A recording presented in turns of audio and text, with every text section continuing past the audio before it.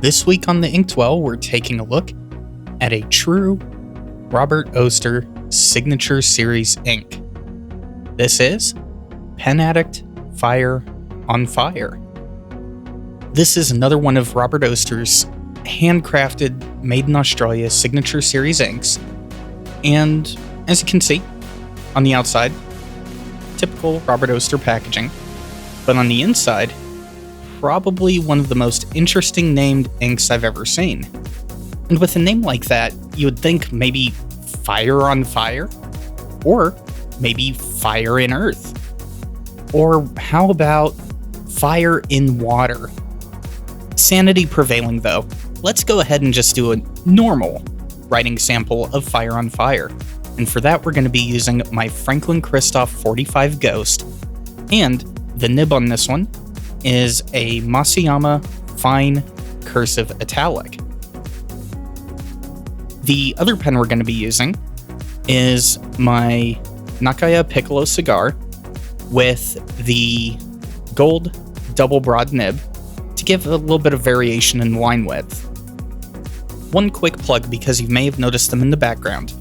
The pen pillows are the ones that I got from Quadrupod over on Instagram, link in the description. And I'm really digging these. I'm probably going to see if I can get some more from him to match the different colors of my pens. I really like how the blue matches the Franklin Christoph, and this brown really complements the Nakaya Piccolo cigar. Well, at least in the Heki Tanamori finish. Back to the writing sample though. So let's go ahead and get started first off with the Fine Cursive Italic.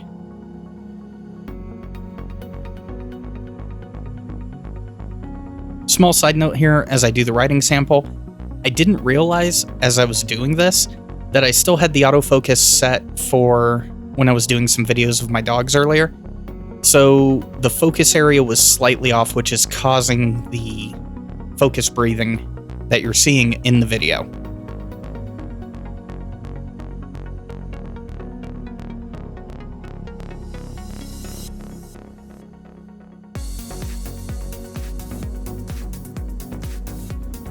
So let's go ahead and take a look at the ink so far. It's got good color to it. In a finer nib, not much color variation, but it's very well behaved, which is what you come to expect from a Robert Oster ink. They're very consistent. They flow very good for the most part.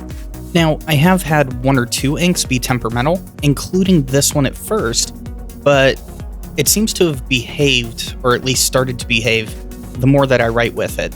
I'm no longer having any of the starting issues that I had when I first loaded this one up in the Franklin Christoph here. Even in the Nakaya, it was a little weird.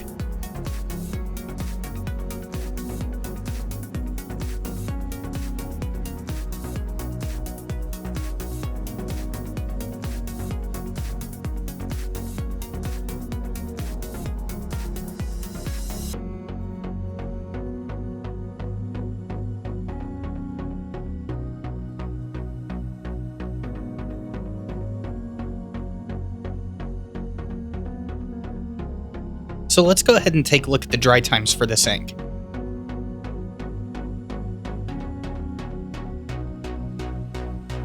Here we're going to go ahead and do a 1 second, a 5 second, then we're going to do a 10 second, which right about here, and then a 15 second.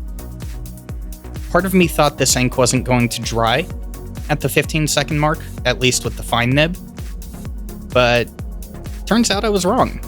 It actually held up very well, so I'd say dry time is between 10 and 15 seconds. Still a little longer than I would like, which keeps this from being an office ink for me, but not bad overall. I've had inks that took almost a minute to dry, so this one's doing pretty good.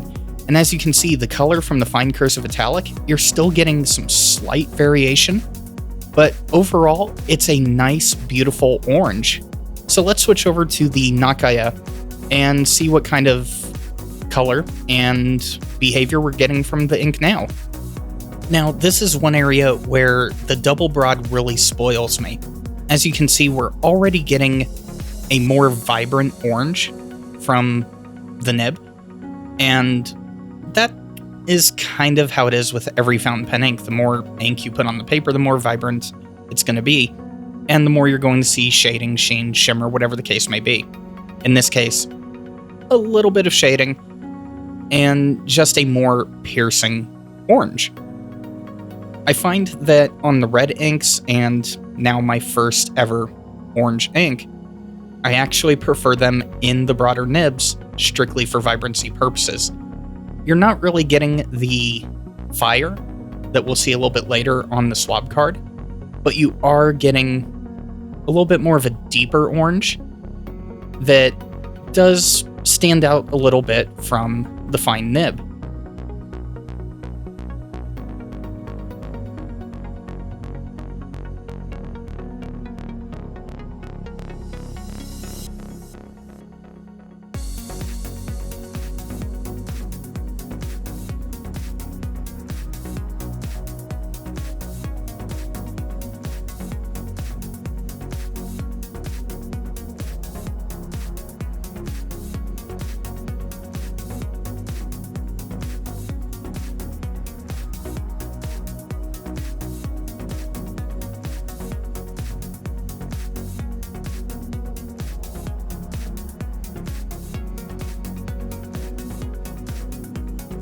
So once we got the initial quirks out of the way, I've had no flow issues with this ink, as you can see here, and it's just very consistent the entire time I'm writing with it.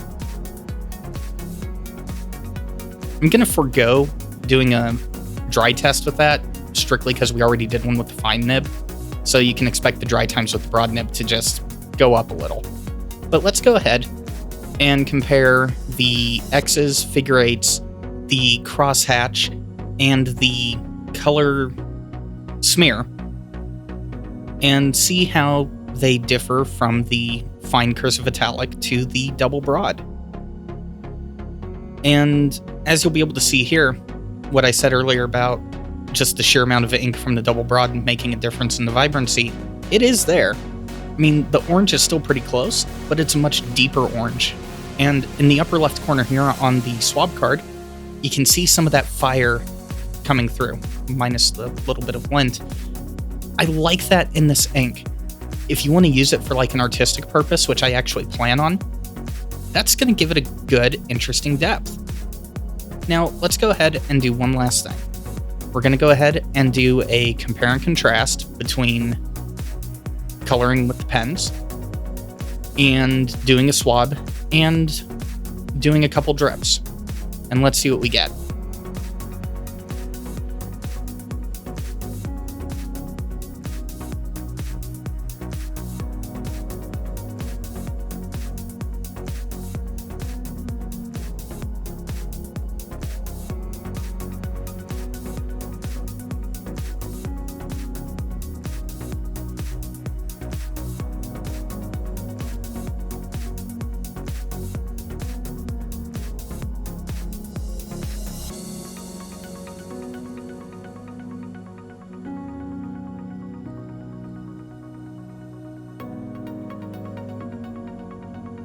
One thing I'm already noticing, and I actually like it about this ink, the coloring with the double broad is actually really close to the swab, and I like that in an ink for the simple fact that a lot of times when I do swabs and then I put it in the pen, I'm kind of let down by what I get. In this case, I know from the swab to the pen, I'm actually going to get it really close, and that makes me a very happy person. Now, let's go ahead and do the drops here really quick. Now, I do the drops for two reasons. One, I like doing the drops. Two, unlike a lot of drop tests where you want to see like the extremes of the shading, I actually do this to see how viscous the ink is and whether or not it indicates whether or not I'm going to have any flow issues in a drier pen, kind of like a Monteverde or a Conklin. Now, I've got the paper to about 75, 80 degrees, and it's not running at all. That could actually be why I was having some of the starting issues, but once the pen actually started, the flow is good because the capillary action from that viscous ink is just continuing. So let's go ahead and do a real water test. When Brad released this ink, he announced, I believe, on the Pen Addict podcast that this was not going to be a waterproof ink. So here we go with the water test. And as you can see, Brad wasn't lying about the ink. It is not holding up at all in any way, shape, or form to the water. Like, even the parts that aren't being directly hit by the spray are just gone. Anything that was submerged is pretty much a casualty of water at this point. And I've kind of got to call that a strike against this ink, which may actually be the only strike against it, surprisingly. So where does that put us overall for Robert Oster Pen Addict Fire-on-Fire? All in all, it's my first orange ink, for a reason. I hate orange.